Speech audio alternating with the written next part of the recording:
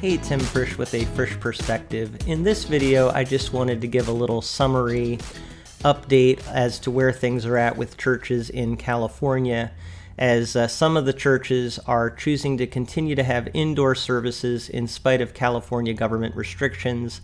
I've talked a lot about Pastor John MacArthur of Grace Community Church. Yesterday, I talked about Jack Trieber, pastor of North Valley Baptist Church. And there are other pastors and churches as well that fit into this category. And I actually found an article, and it's from cbnnews.com, and it says, "We answer to a higher power.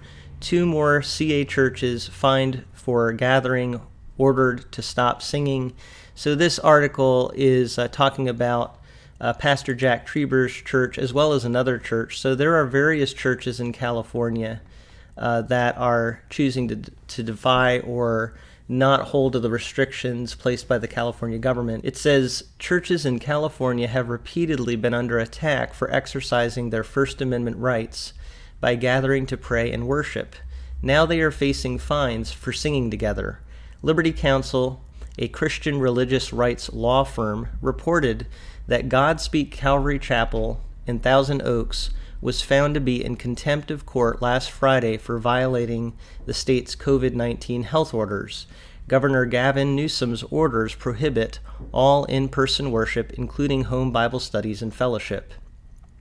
So this is another pastor I haven't talked about. Pastor Rob McCoy received a temporary restraining order on August 7th, banning all indoor worship services. The congregation continued to gather, leading to fines totaling $3,000. A little further down here, Senator Ted Cruz sent a supportive tweet letting Pastor McCoy know that he stands behind him. Here's Ted Cruz's tweet. "Are you willing to go to jail for the Constitution? Pastor Rob McCoy of Gospeak Calvary Church is.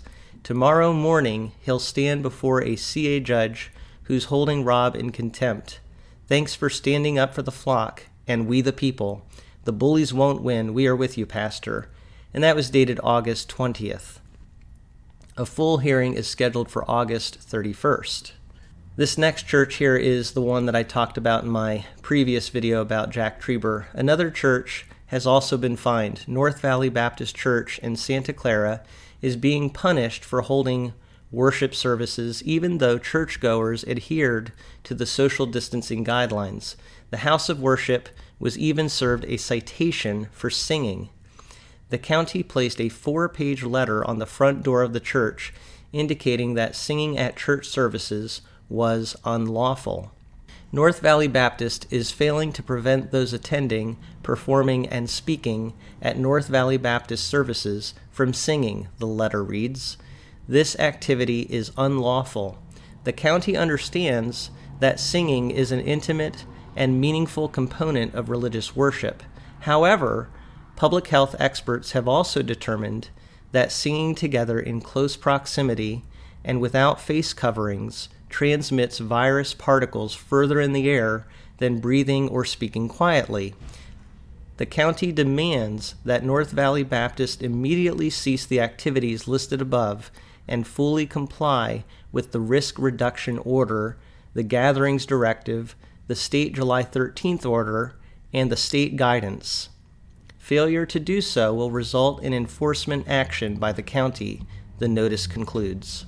North Valley Pastor Jack Trieber declared that churches have a fundamental right to worship together, and you can watch my previous video where I talk about his response to the cease and desist letter.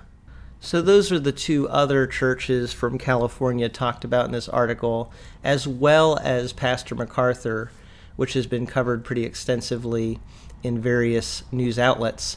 And it says authorities in Sun Valley are attempting for the 4th time to obtain a court order that will close Pastor MacArthur's Grace Community Church. MacArthur, in his declaration released on Monday, argued the county is attempting to impede on his congregation's free exercise of religion by criminalizing activity directly required by our faith. And the article concludes, Liberty Counsel founder and chairman Matt Staver said, "The same governor who encourages mass protests, bans all worship, and is now fining churches for their right to assemble and worship. The same governor who says the church can meet for secular services bans the church from having religious worship.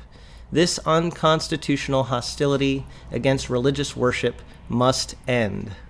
So I thought that article was just a good summary showing where things are at right now between churches and the government out in California. September 4th is a very important date. That is the date of the court hearing for Grace Community Church. And I really think that court hearing is going to have a great bearing on how situations with churches are handled and the direction that things go from here. Now, I don't know that that hearing is really going to solve all the problems and if things in California are going to finally come to a conclusion or if it's going to go to more of a national level. I'm really not sure.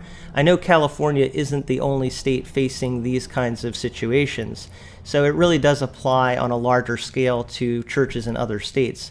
But California is definitely a real epicenter for things like this because of the population of their state, the kind of government that they have out there, as well as the makeup of churches out there. And we're talking about some very large churches.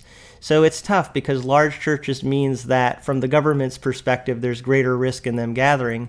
But large churches also means that it impacts their ministries more when they're told that they can't gather in their building, because these churches, they are big ministries, and it's really important for their ministry to be able to gather like they normally do.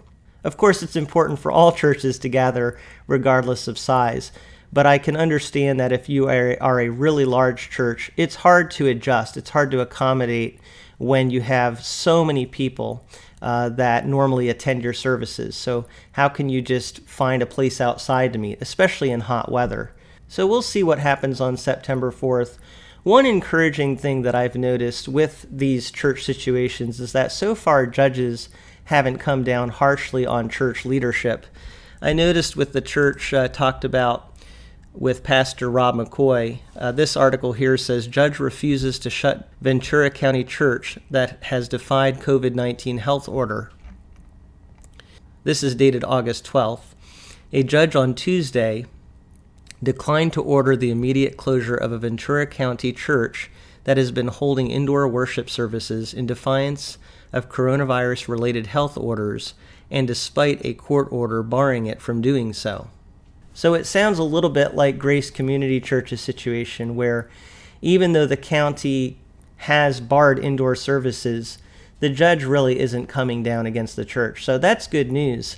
And the First Amendment, just to reiterate what that says, I've talked about this in other videos.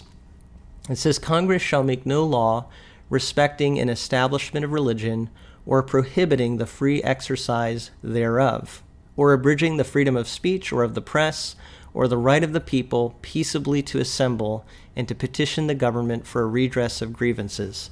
So there is protection. Clearly there's protection for churches in the Constitution, and that's certainly going to weigh into these situations, I believe.